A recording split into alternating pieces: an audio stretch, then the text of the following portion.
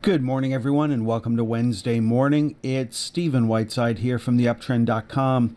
In the pre-market this morning, things are fairly quiet. Stock index futures trading right around fair value. There's a little bit into the technology sector once again. Commodities are mixed with gold down while crude oil is slightly higher on Wednesday morning. Let's start off this morning with a little housekeeping. On Thursday, I'm going to be traveling, so I'm not going to be around in the morning to do a video. The next time you'll hear my voice is going to be on Friday morning. Now, yesterday we saw the VIX make a new low. It was overall it was a fairly quiet day for the big cap indices. For other areas of the market, it was a little more exciting, but there's the VIX making a new low. Looking for a close on Wednesday above $17.64. We also saw the major VIX ETFs also make new lows yesterday. So nobody's trying to front run a big move up in the VIX at the moment. Then looking at the Dow, very quiet yesterday, just up a couple of pennies. A similar situation for the S&P 500 and for the NASDAQ. The NASDAQ was slightly lower yesterday. No big deal. Nobody's overly concerned about that move. Where we did see money flow was into the mid caps, small caps, and micro cap stocks on Wednesdays, and that was true on both sides of the border. Now, the iShares for the TSX 60 closed above the upper channel line once again, still having trouble with that open gap. Then when we look at the mid-cap, small caps, and micro-cap stocks, they all moved up yesterday. Not at the same rate that they did in the U.S., but they did move up, and it's nice to see the market focus on other stocks besides those big-cap stocks. Now, we've talked about the seasonalities of the market many times over the past month. If we go back to 2022, you can see the S&P 500 came into June already on a buy signal and then rolled over right about now. That's also true for the NASDAQ and for the iShares for the TSX 60. So all of them recovered quickly, but then continued to make lower lows. So that's what happened in June of 2022. Now, yesterday, the big winner in North America was regional banks, and that helped U.S. banks overall move up yesterday. Comerica was the big winner on the S&P 500. Fifth Third was also up at the top of the winners list, as was Zion. So the regional banks still making a comeback here. Then looking at Canadian financials, they were up on the day. Canadian banks were up on the day as well, but no change in trend. Now, one Canadian bank we should be looking at is Bank of Montreal. It is back on a buy signal. It held previous support at 112.50, and now it's starting to move back up on a buy signal right now. The major area of resistance, 118.75 and the 120 level certainly is short-term resistance, but then you can move up to the 121.88 level.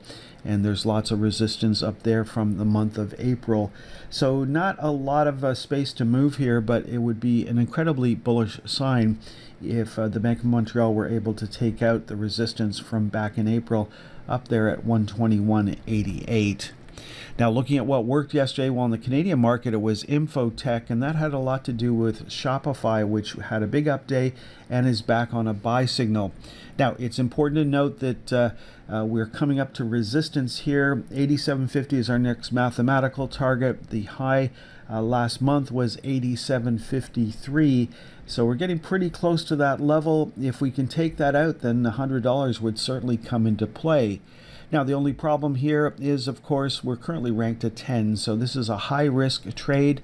We look for low-risk opportunities, and you can see a couple of them there where we did see some selling that brought us down to the bottom of the panic zones, and then a pressure zone was forming. That tells us that a lot of the downward pressure has already left the market. So people that hate the stock, that want to unload the stock, probably have already done so.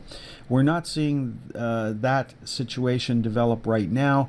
We did have a very small pullback. It wasn't to the bottom of the panic zones. No pressure zone was formed.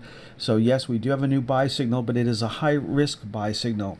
Now note that we gapped higher, and the bottom or the top of that gap was up at a high from back at the start of the year, and so that's a major area of potential support. If that, of course, breaks on the way back down, then we wouldn't be surprised to see a move down into the lower $60 area, and of course you see the bottom of the open gap there around $65.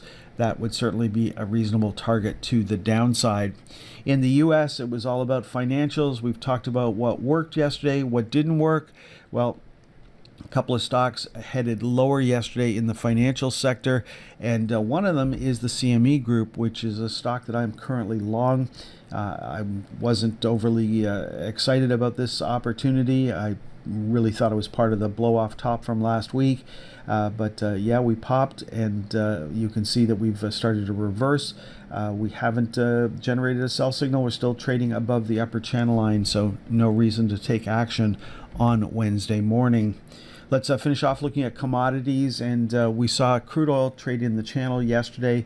It's down, it's up a little in the pre-market this morning, not enough to give us a buy signal. Then looking at natural gas was higher yesterday, still trading below the lower channel line. Then looking at copper had an inside day yesterday, closing just a little tiny bit higher on the day. Then looking at gold's still in the channel, looking for a breakout above 1995 to give us a buy signal, and of course there's psychological resistance at the $2,000 level. And then silver still on a buy signal, trading in the channel yesterday. A close below 23.33 would give us a sell signal on Wednesday. And then last up, unfortunately for barbecue season, live cattle continue to move higher, so that of course is going to put pressure on meat in the grocery store. Okay, folks, that is all for this morning's presentation. Looks like we're going to have a fairly quiet open on Wednesday morning. Again, I won't be in on Thursday. The next time you'll hear my voice is on Friday morning.